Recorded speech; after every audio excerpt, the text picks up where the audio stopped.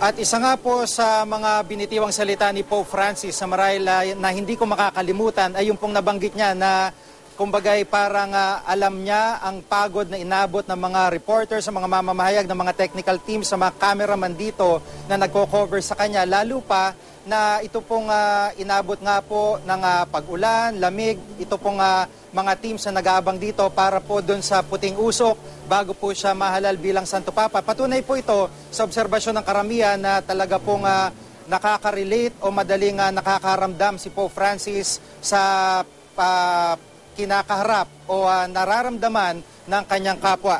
Samantala, nakita ko rin po ang mahabang pila bago ang nangyaring pagharap ni Pope Francis sa mga miyembro po ng media at nang sa kasalukuyang ginaganap po ang pakikipagharap niya sa mga reporters. Bukod po dyan, nasaksihan ko din po ang mismong reaksyon ng mga ilan sa ating kababayang reporter din dito, mga freelance reporter, matapos po ang pagharap ni Pope Francis sa amin. Narito po ang aking report.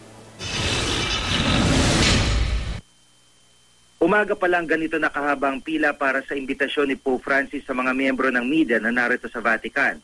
Ito ang isa sa mga pangunahing aktibidad ng bagong Santo Papa matapos siyang mahalal bilang ika-266 na Santo Papa. Ang pilang ito para sa mahigit 5,000 journalist nagsimula bandang alas 7 ng umaga kahapon. Lahat sabik na sabik para sa pagkakataong ito.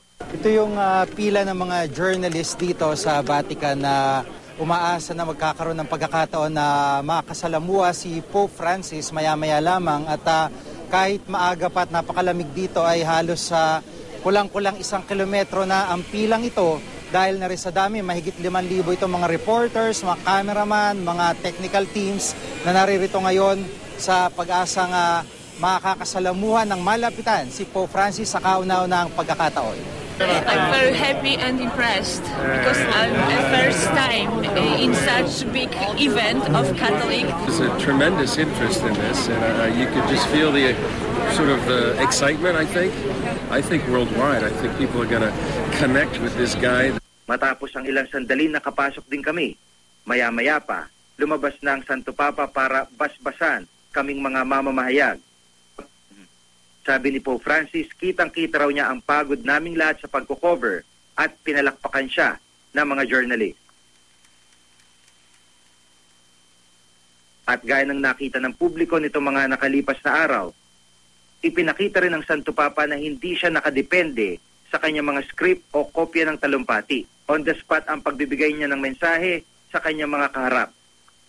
Bandang huli, pinasalamatan din niya mga bumubuo ng Vatican TV, ang tanging media team na may footage ang Santo Papa na ginagamit ng iba't ibang news agency sa buong mundo.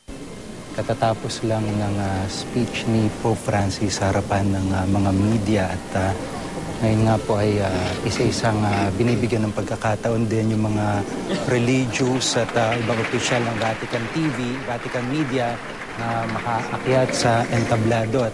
Pagkatapos namin makipagkita kay Pope Francis, iisa lang ang nakita ko. Ngiti sa mga mukha ng mga journalist. Tanda na magandang alaala para sa isang pambihirang pagkakataong gaya nito.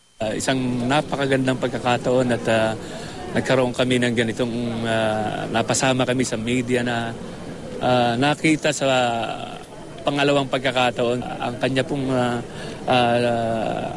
presensya ay talagang maamo siya bilang isang pope para sa amin. Parang na-bless ka, di ba? Dahil personal mong nakakasalamuha si Pope.